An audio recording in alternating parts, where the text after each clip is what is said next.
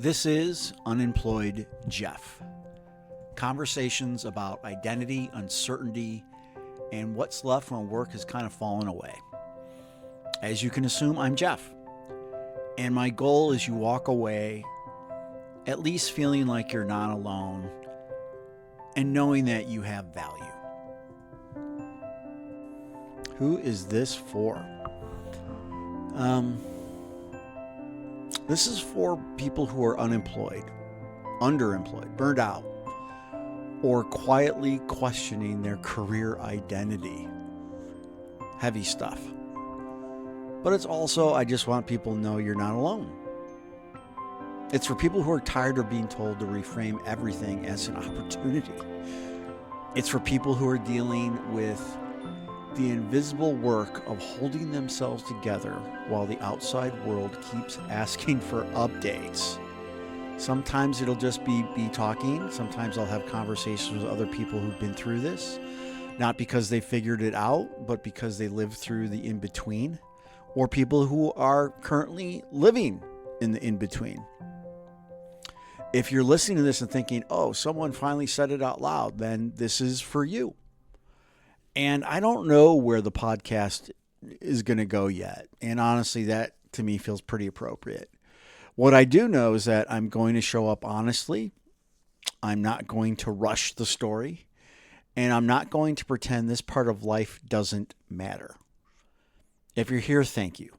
And if you're in the middle of your own reset, you're not behind, you're not broken, and you're not doing this wrong. I'm glad you're here.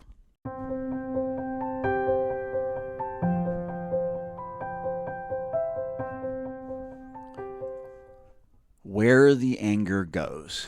Yep, we're gonna talk about anger, or at least I am, and I'm familiar with it. And I don't like to admit it. It's not explosive anger, not yelling at the world anger, although I've done both.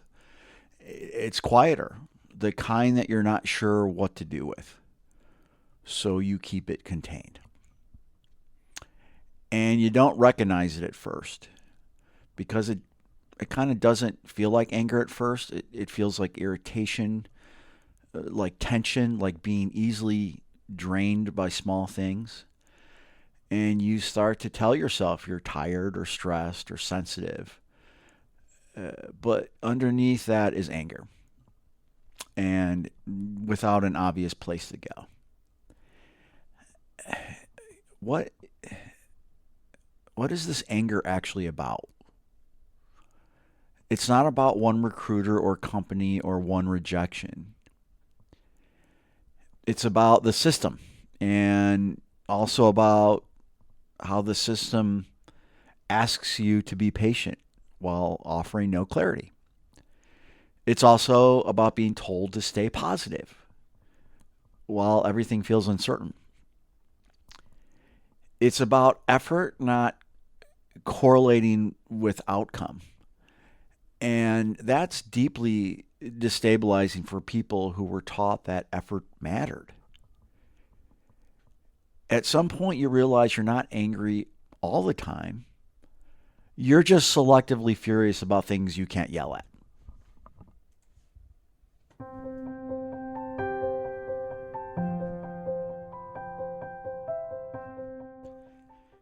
What I'm actually angry at. I'm angry at the system. The story I was told and believed, the American dream. Work hard, be responsible, make practical choices, choose stability over risk, and things will work out.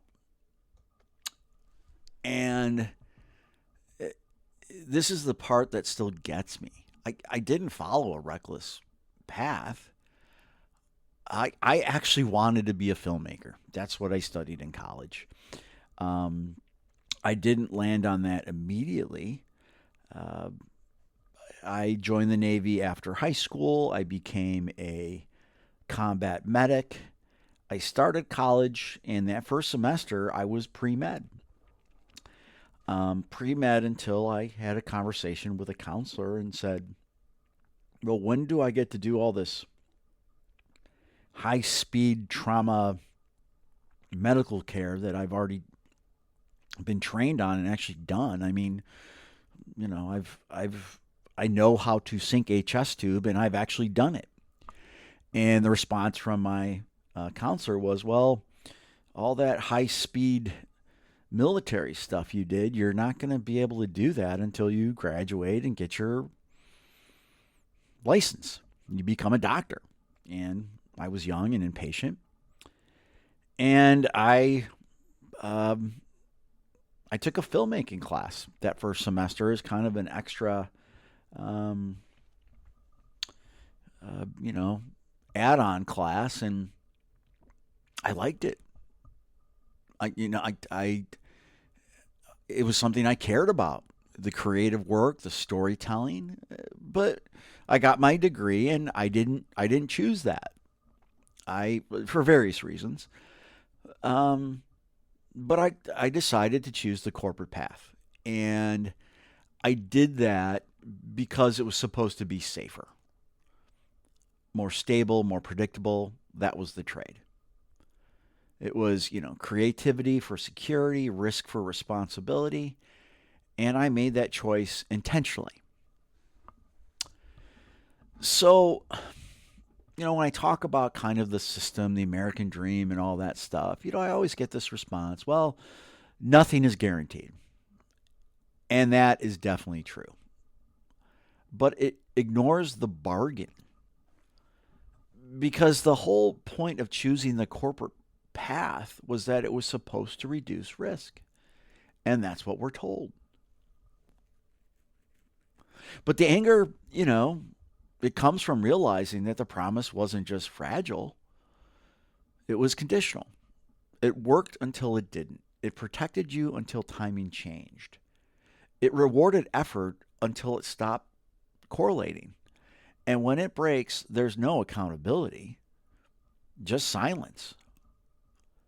It's a strange realization when you discover you didn't play it safe. You just played by rules that quietly expired. And I tried to avoid this anger for a while because I didn't want to become bitter, cynical. I didn't want to sound entitled. So I kept it contained. But unacknowledged anger doesn't disappear. It turns inwards. It shows up as self-blame, second-guessing, shame, questioning your worth. Not because that's true, but because it feels more comfortable than blaming a system you can't confront. So, in naming this truth without rewriting your life, I've had to come to terms with some stuff. And I have. I didn't make wrong choices. I made the right choices for the story I was told.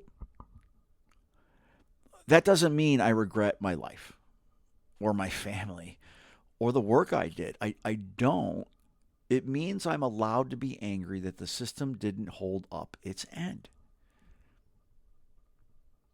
Anger doesn't mean you want to burn everything down. Sometimes it just means I kept my side of the deal, and that deserves to be acknowledged.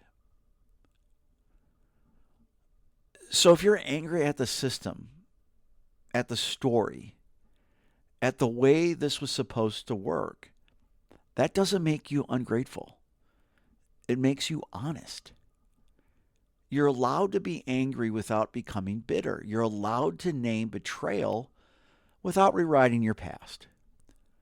You're allowed to hold both responsibility and disappointment at the same time. That's not weakness. That's clarity. We'll keep talking about this, but definitely without pretending it's simple. If you're in this space, you don't need to fix it right now. You just need to know you're not alone in it. We'll talk again soon.